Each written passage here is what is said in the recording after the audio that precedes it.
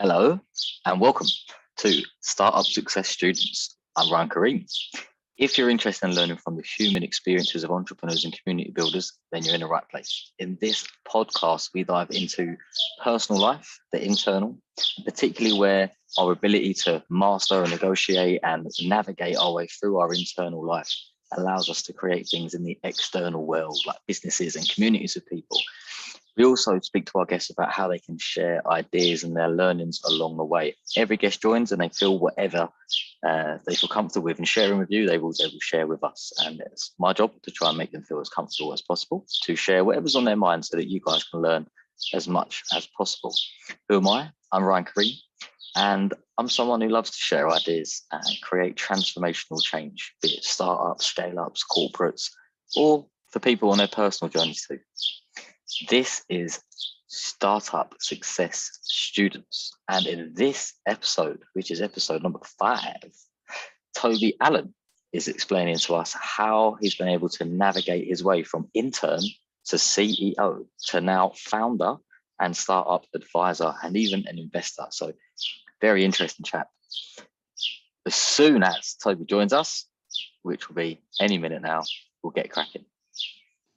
All right. So we have Toby Allen with us. Hello, Toby. How you doing today, buddy. Mate? Good. It's lovely and sunny in London, so really happy. Nice and hot in London, nice and hot here in Spain too. Yeah, and you normally split your time between Brussels and London, is that right?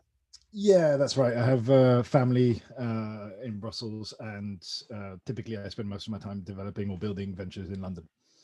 There you go. All right. So where were you born then? Were you raised in Brussels. Belgium? In Brussels. In Brussels, Okay. yeah, but English parents. So yeah. All right. The best of both worlds, yeah? Exactly. And where does that leave you now with this famous EU debate? Well, I've got dual nationality, so I don't really care anymore. I mean, the UK's decided to go down the Brexit road. It's ridiculous, and I just don't care anymore. And it's just a weird world that we shouldn't have to deal with, frankly. That's crazy. I know. I'm one of these idealists that believes that, why do we need borders? Aren't we all people? Aren't we all the same race, really? Aren't we all humans? But another discussion. That's not what we're here for today. Although we might go down that way. Let's see where the conversation takes us. So, like I was saying to you just before we started there is what fascinates me about people like yourself that have been able to go from like intern positions into then being CEOs and then into founding and now advising other startups, and then obviously getting a pot of money together to be able to invest in the startups and the people that you believe in. What fascinates me about that is this idea of, what does success mean to people? And why is it so important for some people to be successful? So I think that's where I like to start normally is, for you, Toby, why is it important for you to be successful? That's a tough question. I'll put it to you this way. I guess it's, like many of us, it's ingrained by our parents. And I think my parents have both been hugely successful. And so you kind of just go down that road of just going, okay, well, my father's been an exec for a long time. My mother didn't go to university and basically became an exec. And so I'm surrounded by an environment by successful people. There's loads of random stories. My grandmother was one of the first women in Manchester to become to go to university, for example.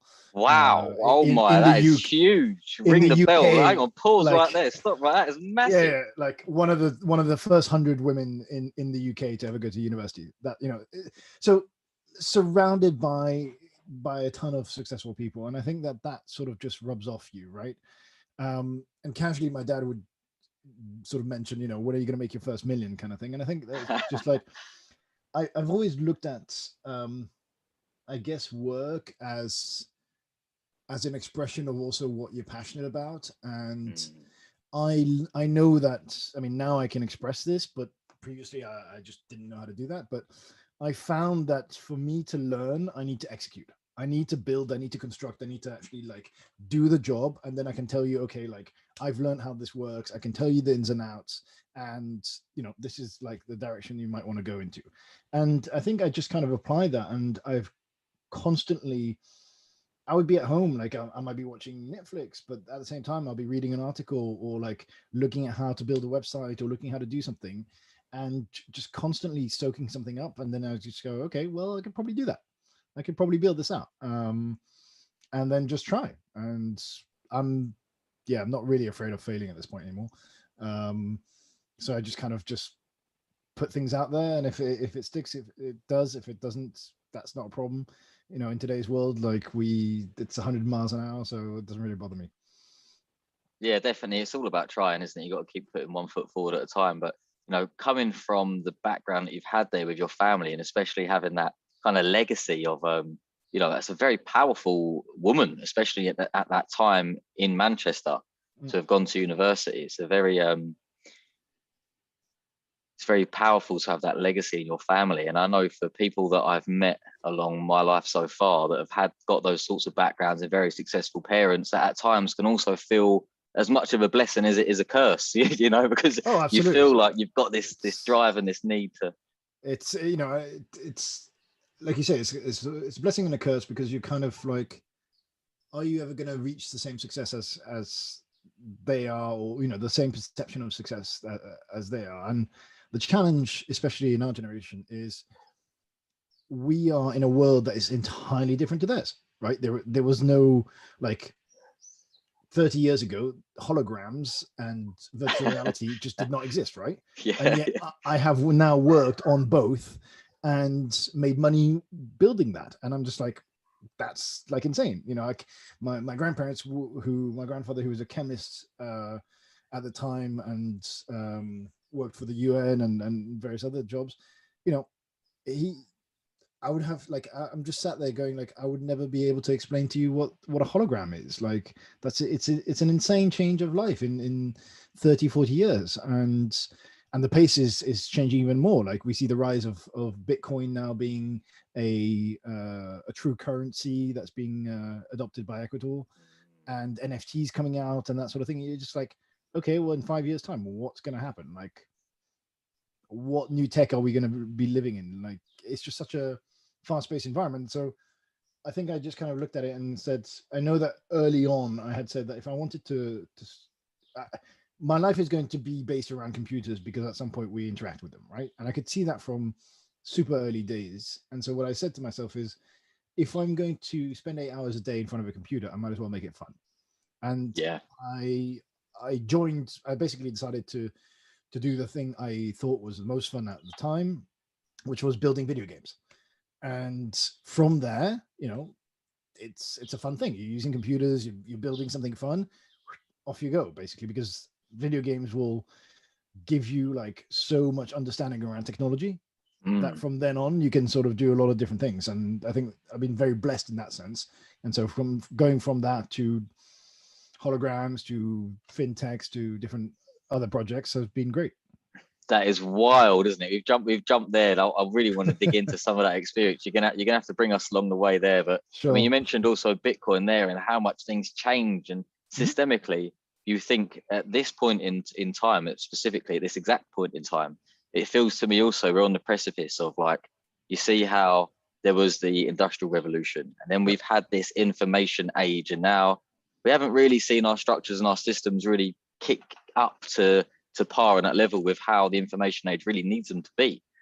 So it's very interesting to me to see a lot of learnings about how people organize around problems. Yep. And the way that people organize around problems nowadays is all started from tech. And the way you build out video games effectively must be the same as you build any software out effectively, which is you need teams of people as equals to look at the problem together, come up with many different opportunities and find ways of testing and validating them quickly, right? And that, I've been very blessed over the last 12 months to give that idea and notion a test in primary schools and also in colleges. The primary school was much more about, exactly the same way you would do it in a large corporation trying to be more like a tech company. It's all about the hierarchy, the structures, the decision making, how teams actually create the impact that they're there to create, and their connection to why that matters. And the college was actually more about upgrading, in a way, their ability as a system and as a structure to allow people from all walks of life to have a rich experience at college. And I think if it wasn't for the way that, progress with technology and the amount of information we can now consume, if it wasn't for that progress, we wouldn't be in those places. I'm not alone. I can't be the only person doing those programs in those places. All right. I'm not that stupid. Yeah. but how amazing that is happening in the world now, very, very, very, very powerful. So work as passion is what I've taken away from what you're saying so far. And it's a big learning for me too. Talk to us a little bit about that, because where did you start as a research intern? How did you first get that first leg up? Because it's quite an important start in the world, isn't it?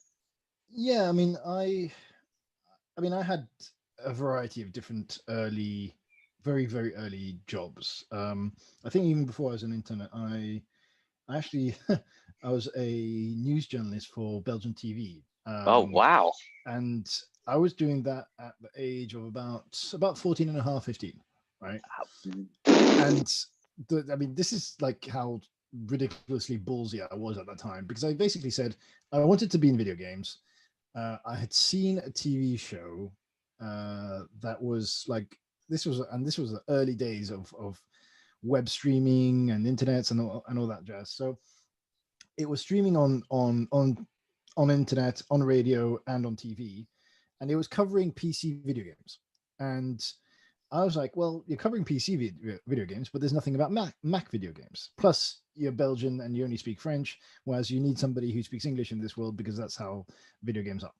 So I basically emailed them and said, yo, could I do something with you guys? And randomly they said, yep, sure. And yeah, so I did that for about a year and a half. Every month I would be on a TV show at 11 o'clock at night. Wow. My mum, on TV, actually presented on TV at 14 and a half. Yeah. And there was that's crazy. And the power of one some email. Footage. Mate, you'll have to share that with me. I'd love to see that. And you've got to realize, like, this is like an email at the time when people didn't have their own addresses, people didn't have their own domains. Like, this is like old school email, AOL style, MSN kind of stuff. Yeah, it was great fun. Yeah. That is insane. And the power of one email. I say this to a lot of people that, because I managed to go from being a grad to leading a team of 150 people in like 3 years of being a big bank in the UK. And when I talk to people about their careers, I say, just send the email, man, and follow it up with a calendar invite. Just put it out there. Don't be so scared. Just give it a go, To do that at 14 and a half and get that success must have given you so much energy. Well, I went even further in my thinking at the time, because I basically said to myself, I'm going to use this opportunity to meet game developers, interview them, and land my next job. Yeah, there you go. And that was the key technique. Was I had a reason to approach others and a story to approach them with, to say, hey, I'm interviewing you for XYZ. I want to do an article on this, or a video session on this. And that gave me an in. That gave me a reason to talk to them. And then I did like crazy shit. Like I would come from Belgium to the UK to a conference. And because I was so young and I wanted to meet. How old were you when you were flying around the world going to conferences? I mean, I was doing that at 15, basically. Oh my God. It's insane. You're not even finished school yet at that age. No. And my mother at one point came with me to the States, and I did a conference. It's mind blowing. You've absolutely blown my mind completely here.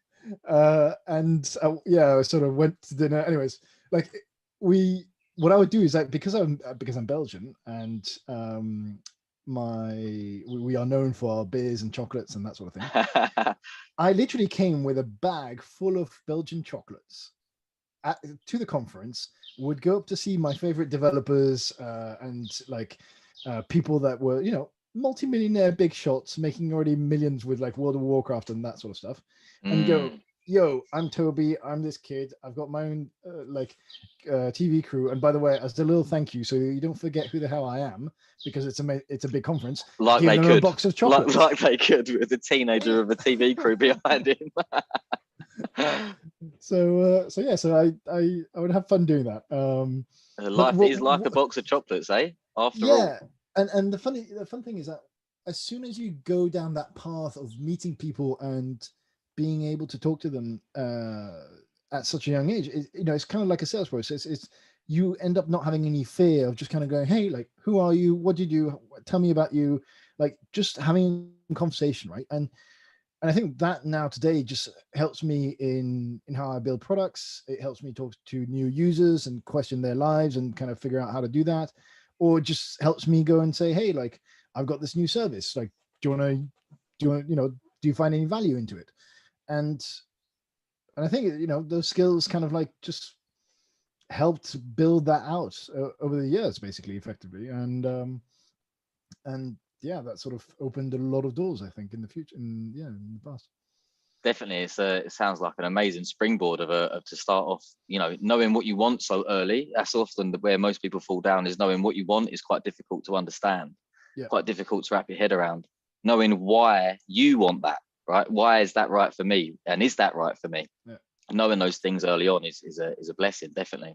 And being able to kind of nurture that and stay true to that up until the point where you're at now is phenomenal, mate. So, like, hats off to you, man. I'm very pleased to be talking with you and to be learning from that. I know that everyone that's watching is too. So let's learn a little bit more about what you're doing now. Like, tell us a little bit about Startup Mill and what is the approach. First of all, let's talk about how you got it started and where the idea came from.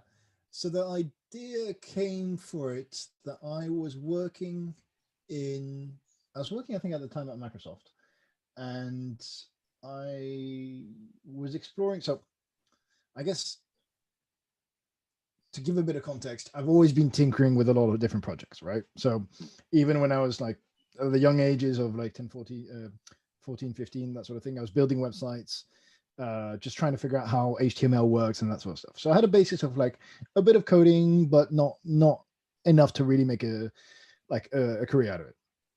So, propel me through university, blah, blah, blah. And then you get to a point where I was building projects for other people, and I was working with Microsoft building HoloLens, holograms and that sort of stuff.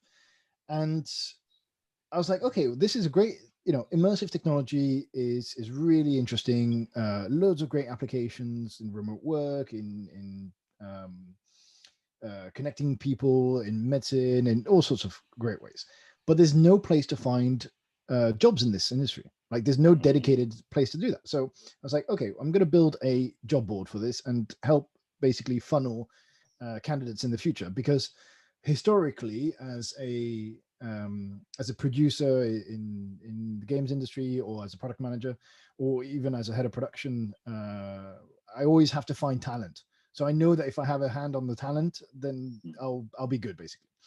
So I thought to myself, I'm going to build a job board. Cool. Well, I'm not going to code it. So how can I do that? That sort of led me down the sort of path that is today what is referred to as no code or low code, which is basically using a bunch of tools to,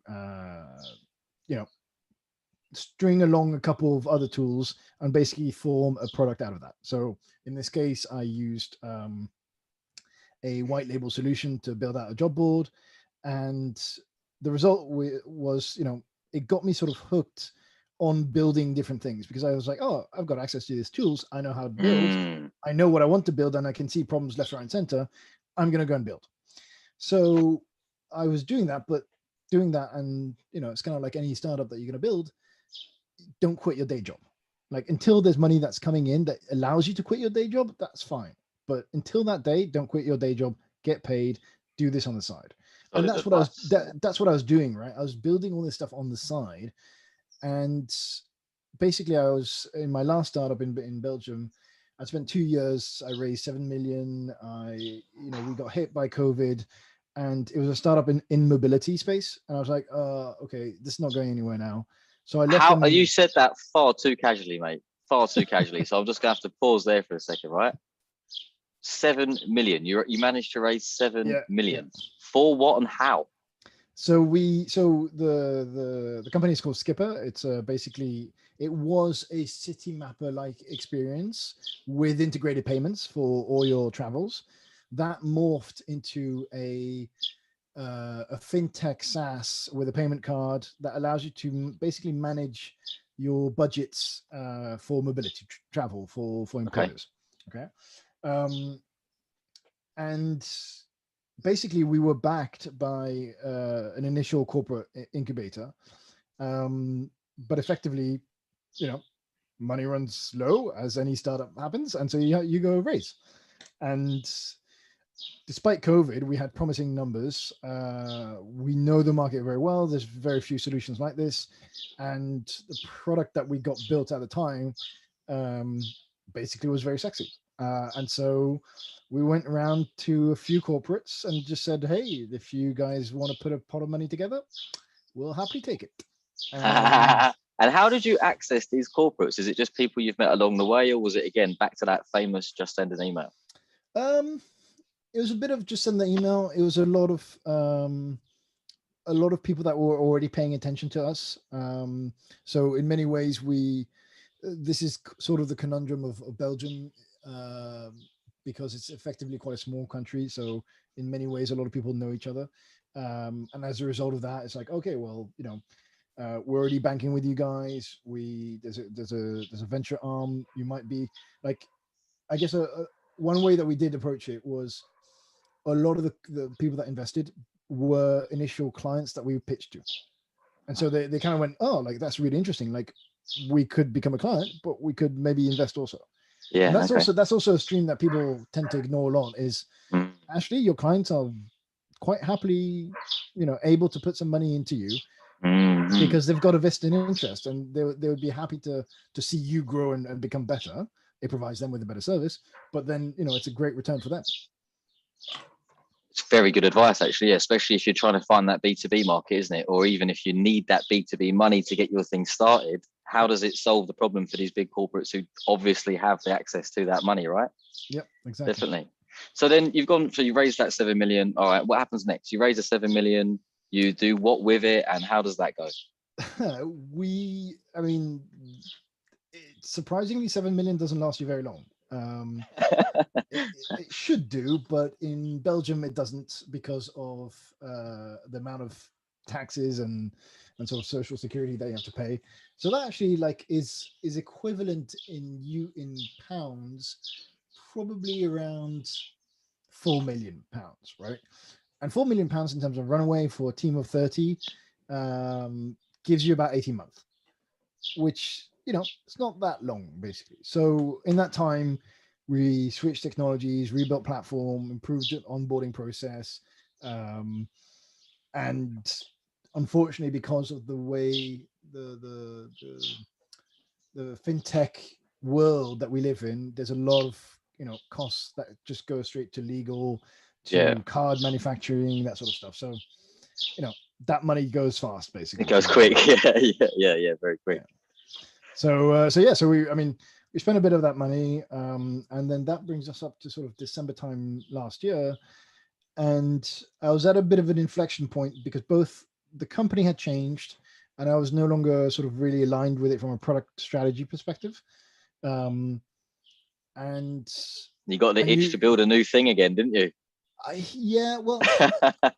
got the itch that I needed more creative work. And the financial world is great. I like fintech as a industry, but I need something creative alongside it. And so what happened was that my partner became pregnant. We were expecting in March this year, and so it was a time where I was like, okay, well, I could leave. I built this thing. It's great. Happy days.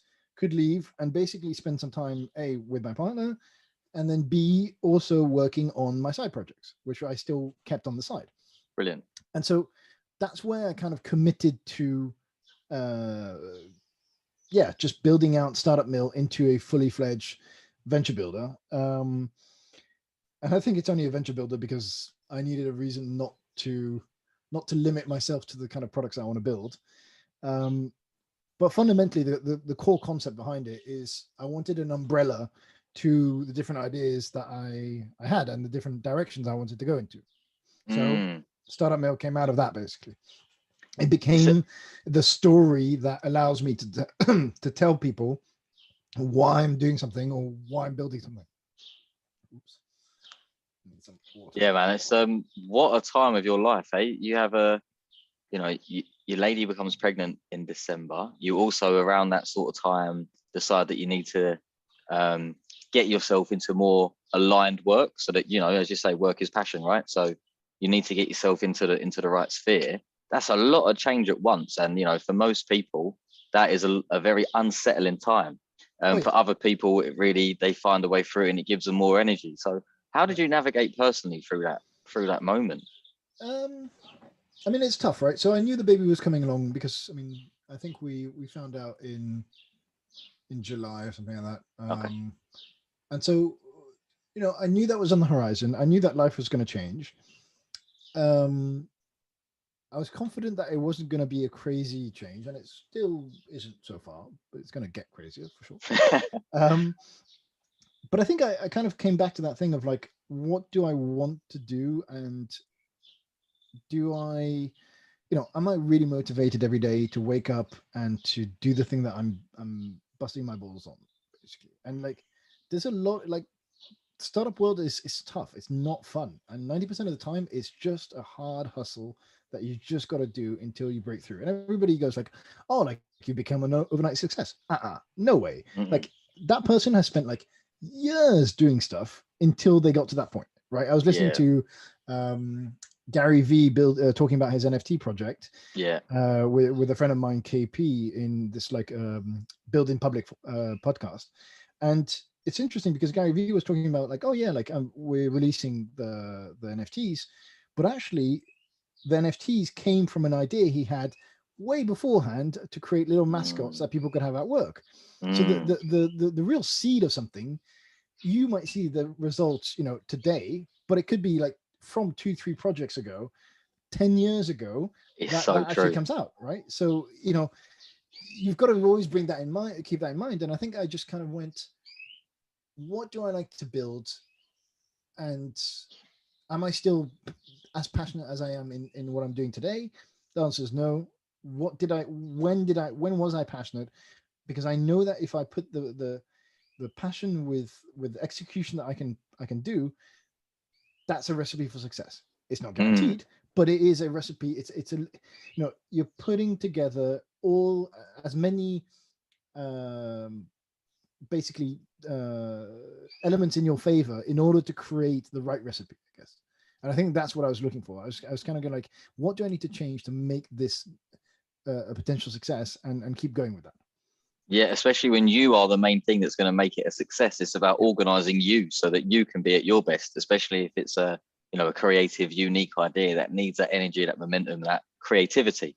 Because Yes. creativity requires space, doesn't it? Unless you've got and some space in your mind because of the way that you live and the way that you approach things, it's quite difficult to Yeah. And to come up with creativity.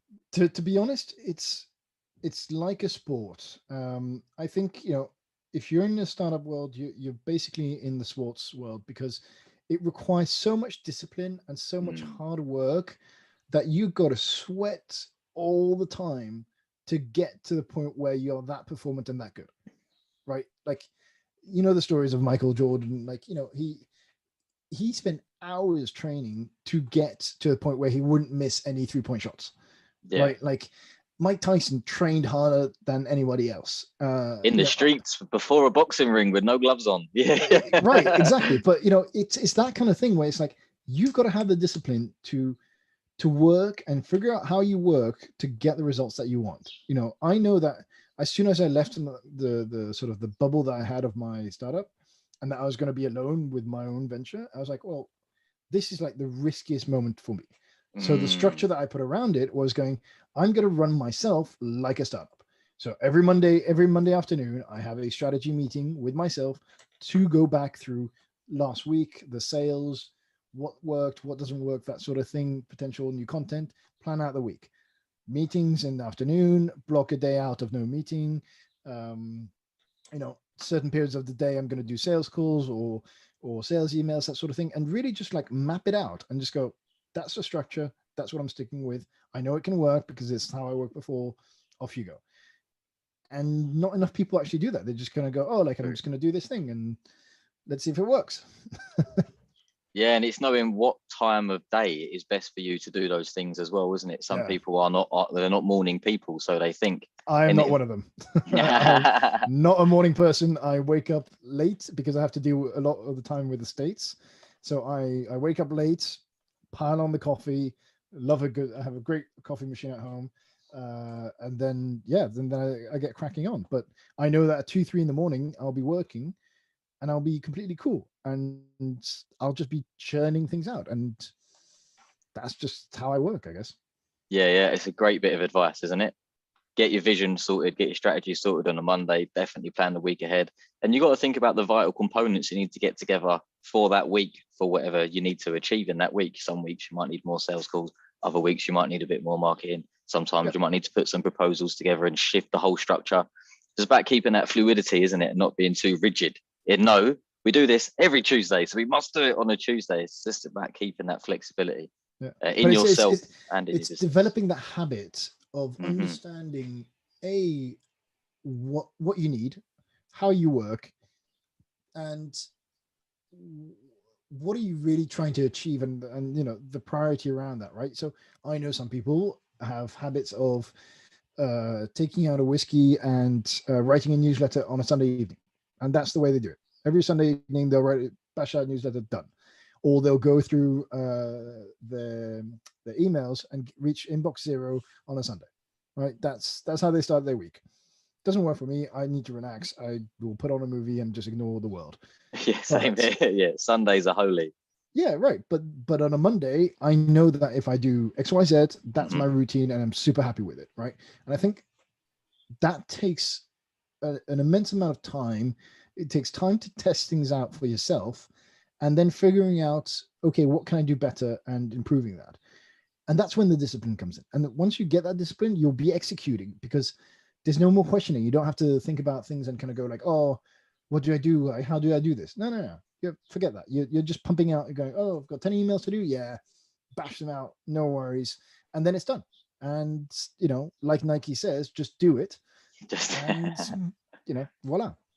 Yeah, definitely. I think the people that follow through with that emotion, that energy, that allows them to keep that momentum and go through those 10 emails, whereas some people would go, oh, I've got 10 emails, right?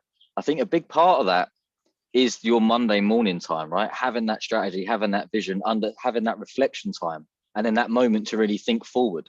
I think that sets up the whole week, or the whole next period of time, if you want to do it on a Tuesday or Wednesday, whenever you want to do it, by the way, for the people watching and listening. Try it. Definitely try it. Think about your future. Think about what you want. Think about the week ahead. Be flexible. It's super, super important. I'll do a lot of that myself too. Map out your calendar and map out your week, and then just see what works. Just take 5 minutes and just go, did having a meeting I don't know, in the afternoon work? Yes or no? I mean, I know that for example, I block out my lunchtime, not because I particularly will have the time to have lunch, but it's more that I know that it's like, okay, that's half the day gone. That's when I should be having lunch. That's when I should be doing something. Maybe I'll take a break. Maybe I'll grab a coffee. Maybe I do something, but I know that that point is there. You've got to go and find that point and say, hey, maybe, I'm going to put in some no meeting time on a Wednesday and just have a super productive Wednesday. Or maybe Tuesday is like the day that it works best for you. And there's a bunch of research around this in terms of like circadian rhythms and, that sort of stuff. And it's probably very true. I guess the key takeaway here is really just kind of like learn to develop that for yourself, and then learn to iterate on that and really build it in so that you can hone yourself into a real machine. And that's when life will just get easier. Yeah, definitely. It's about the choices that you make, isn't it? It's about, how do I want to live? What do I want to experience? What do I want to experiment with that can help me get to where I want to be? I think we keep going full circle here, but it's always back to, what do you want? Why do you want it? Very simple questions, but they can be very tough to answer sometimes, especially with that precision that your goal-getting brain needs. You need to have some clarity around what it is that you want, not just a hazy idea. You need to be able to understand what that's going to look like, how that's going to feel. So fantastic, really good. I love that last particular bit of discussion too. So talk to us a little bit about Startup Mill now, and how do you help it? I guess just by the name alone, Startup Mill is, so let me see if I'll get this right. Let me see if I get this right. If I get the concept. Ultimately, because you are a builder, because you are you've had so much experience with websites and technology, and you like working with people, keeping things structured, and you like to see that growth and that impact, and you like to see the feedback from seeing whether something is working or not working. this startup mill I'm seeing is a wheel and a mill all in one. It's like you're taking something that's like the raw material, you're turning it, and you're pumping out something at the end that is of real value and real use to the world. Is that, I'm going just by the title alone, is that right? That's very close to the theory. Yep. Cool. I mean, you touched on it. It's like it's taking that raw idea and basically getting it down to something that's a releasable product that can add a lot of value to people, right? And there's a slight story around the fact that it's a mill because our family lives in a 13th century water mill in Belgium, so there's a bit of a play on that. But yeah, it's fundamentally taking these ideas, trying to build what I like to call them as teeny moonshots, basically like teeny products that could be, that have the potential to be a moonshot and that are typically well branded, quite specific, and yeah, just want to add a lot of value basically. And we do that internally for ourselves. We do work with some external clients also if they have a specific problem that they want to sort of challenge and test out. And we tend to spend our time building a lot of product management sort of tools and services. We then have a recruitment for niche recruitment in jobs and in AI, games, quantum, that sort of space. We have a acquisition for sort of an acquisition marketplace for let's say bootstrapped / indie makers, and then we have basically a resource allocation tool that's going to be coming out at some point later down in the year. So, yeah, many tools, many different audiences as well by the sounds of it too. So how do you manage that variety of different customer bases? Do you deliberately drive traffic to these products that you have? And if you do, then how do you differentiate those different audiences in the way that you drive traffic to one brand? It's a very interesting for me for my own reasons, actually. Yeah. I mean, I tend to sort of downplay the startup mill brand because that's not that interesting to a lot of the customers. The product brand is more interesting directly to the customer. It is linked to startup mill, and effectively at one point, as soon as in a very similar venture builder way, you incubate the projects for a certain period of time. You set up your KPIs and you measure that project against those KPIs, and if they meet them, cool, carry along. And maybe that's just like keeping it alive. Maybe that's putting a lot more sort of fuel to the fire, hiring some people, that sort of thing. Or maybe it's killing it. And killing the projects are like, we just decided to kill one project the other day because we were like, we like it, but it's not generating any money. It's too much hassle. Like, screw it. Like, we'll spend our time doing other stuff. And I've got no qualms about that. But fundamentally, we tend to have those distinct verticals. And recruitment, we sort of, because we have different recruitment sites, for example, they all play together in sort of a ecosphere of recruiters and candidates. So I'm not too worried about that. The product management tools, well, it's product management. They all, again, float in the same sort of space. And then I do sort of investments and support various crowdfundings and that sort of thing. So the marketplace and acquisition of building low-code tools, that I know the money side of it, and I know the market side from using the tools and the builders. So it tends to be a space that I can sort of know quite well. But I stick to topics and areas that I know well, basically. I wouldn't go in and say, I'm going to create a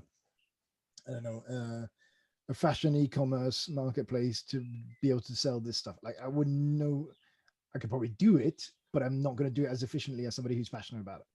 And that's the big difference, right? Like, I know I'm passionate about like making sure that people find the right jobs for themselves, that they're highly skilled and know how to build products, and the people that build products should get a nice exit, and they should be a nice marketplace to do that in. So therefore, exactly that you're in the right business. So the last pivot that you made to get yourself, out of the £7 million investment and what was happening there, to get yourself out of that and into this space where you're now able to be so creative with such a wide variety of different products, able to, turn them off, turn them on, grow them, and make your own decisions. It's sounds like you put yourself in a perfect place for you as a person in terms of how your work environment, your external nurtures your internal. Just like they're really synergized together. It sounds like you've got a perfect mix going on there at the minute for you. Yeah, I mean, a lot of people have always said, like, Toby, like, hey, how do you do all this together? And then they'll say, like, oh, maybe you should focus on just one thing. And I'm just like, actually, like, no, I don't want to do that, because I learn faster by having multiple things, and I'm super comfortable in the space of there's multiple balls in the air, and if 2 of them drop out of the 10, that's fine. Yeah. If 8 of them drop out of the 10, that's fine, because if one of them succeeds, that's where it's going to be a great story, and it's going to propel things to the next level. And a lot of people are not okay with that. Their paradigms are, or their lens and prism is basically focused on going, I've got to do one thing, I've got to do it well and execute on that. And I'm just like, well, that's your limiting factors. Mine aren't that. I've got risk elsewhere, and I carry that, and I'm completely cool with that. But my career has always been in a position of leadership, and a position of looking at the gray zones and the sort of uncomfortable areas. So I've learned to be completely cool with that. A lot of people are not okay with that and want to be, here's a mission, here's the boundaries, off you go. That's the direction. Don't look anywhere else. Yeah. Don't look up, don't look left, don't look right, just keep going. And that can be fine. That's great for some people. Manage to the deadline, hit the date, and lose out on the rest of life that's happening in the peripheries. I'm similar to you in that way. I prefer to have a few things going on, rather than have one set clear focus. Although what I'm finding, and this might be just a difference in kind of where I'm at compared to where you're at, in the way that my personal brand is kind of structured at the moment, is that I've got a team of people that I hire, that I bring in, but not yet at that point of being able to test very quickly and validate very quickly whether something is going to stick or not. So I'm going through that process of getting that ecosystem set up. Once I'm at that place, similar to where you are now, it's like, because you've got an ecosystem that allows you to know what you need to measure. You've learned, no doubt, how to test things quickly, and because you've touched such a wide range of different things now, you've seen the patterns and the principles in common. You can do 8 things at once, because it's about the system, it's about the structure, and it's about the objectivity of it all. Yeah, there are ways to accelerate your output and to get really fast. I was talking about this. So I did a program called On Deck, and On Deck has a new program called On Deck No Code. I did that, and I was in the first cohort for that. And one of the, again, like, people were like, how do you do all this? How do you output this much? And actually, I just kind of went, like, I automated a lot of it. I just, like, there is no reason why you can't automate a ton of things in your life. And so I basically spent a lot of time doing that. I, will sit down. My Sunday afternoon might be, I'll watch Netflix and write a series of tweets that are just going to be scheduled for the next 2-3 weeks. And just having, like, every 1 to 2 days, a tweet that says this, or a little spark here, might spark a conversation, might spark somebody looking into it, or reading something about your process, your article, whatever it is that you want to push out. And that sort of stuff, like, people don't take into account, and they just kind of go, like, how am I going to do all this? And I was like, well, start breaking it down, start automating it. Like, there's a lot of different ways you can do that. And definitely, I looked at ways of optimizing 90% of my projects, so that I know that I can have multiple projects in Stripe, I can have multiple projects in MailerLite, I can have multiple websites under one account. Like, everything is super centralized, so I can just hop in from one project to the next and kind of go, okay, boom, one folder to another, basically. I'll fix this here, I'll fix that there, I've just had a quick idea, I'll add this, boom, boom, boom, and super quickly you get somewhere, basically. So yeah, there's ways, again, to just kind of spend time optimizing your life to the point where it's a lot easier to have multiple projects, and then your output just basically, like, 10x's, and then something sticks, hopefully. Yeah, that's the idea. Yeah. Talk to me in another year, and then we'll see what happens. We'll do a round 2. Yeah, we'll definitely do that. So you're coming towards the end now. So I just wanted to say thank you for everything that you shared so far. Some really important tips there. Work is passion. We got that out from the start. I think that's such a valuable one to take away. Plan your Mondays. Start on a Monday morning if you can. Visualize your future. Break it down into a strategy. Look at that week ahead. Make sure you've got flexibility so that you can be creative. And automation is a key part of the modern life too, especially if you want to be a business builder and entrepreneur. If you are always stuck, for the people that are watching, if you are stuck at any point in time, you've always got Mother Google. You know, Mother Google is a fantastic resource for things. I'm surprised by how many people don't do this. You know, you're being a passing. I'm off on one now, but you're being a passing conversation with someone. I've always wondered how that happens. I think, have you not got a phone? Have you not thought about just going on Google? Like, you can type in Google anything, right? Like learning how to search something, like just going, oh, like that result isn't the right result. Okay, how do you make Google tell you a better result? Yeah. It's a super important skill. Like it's something they should definitely be teaching in schools, actually, isn't it? All right. So last thing we always like to leave people on. We always start with, why is it important for you to be successful? I love that as a topic of conversation. That's my favorite question, I think, that I've found over the years. And the last one is a bit more basic, right? A bit more basic, but no less impactful. Top tips, lessons to pass on to a future or a current entrepreneur and business builder. What would be your one key lesson? Learn to build. Well, actually, learn to learn. Like, I love that. It's really. It's a lot more complex than what it is. It's really understanding how you learn, and if you understand how you learn, you'll be able to educate yourself to a point where you will then be able to execute and then get into a happy place of financial wealth, happiness, whatever it is. But do you learn by reading, by executing, by listening to podcasts or audiobooks, or by being taught? Like, how do you learn is something that people don't recognize enough. So yeah, learn to learn. Yeah, you have to make notes, you have to make mind maps. How do you get that information in your head? How much practice do you need to do? When do you reflect on it? Learning how to learn. Top tip for Toby Allen there, definitely, mate. Listen, I appreciate your time. Is there anything else you want to throw out there before we leave? Just if anybody wants to reach out to me, then they can do so on Twitter, typically at Toby Allen 007 or Startup Mill Co. And yeah, if you are interested in low code or building ventures, feel free to reach out.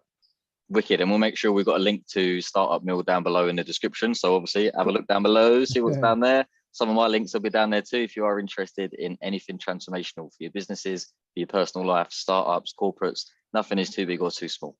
All right. Thank you, Toby. Have a wicked evening, my friend. You too. See you later.